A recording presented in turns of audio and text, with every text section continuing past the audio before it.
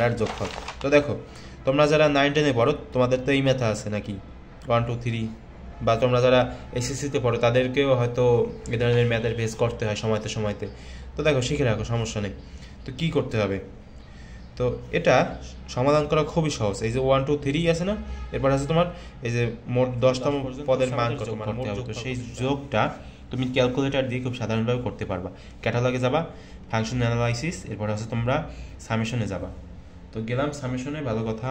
এখন এখানে প্রথম পদ আছে তোমার 1, তো 1 দিলাম, উপরে দেব 10, কারণ 10 দিব কেন, কারণ হচ্ছে আমরা 1 থেকে 10 পর্যন্ত যোগ করব। তো 10 দিলাম, আর এখানে দিব আমরা এক্স দিলাম। এখন দেখো কত আসে, 55 আসে।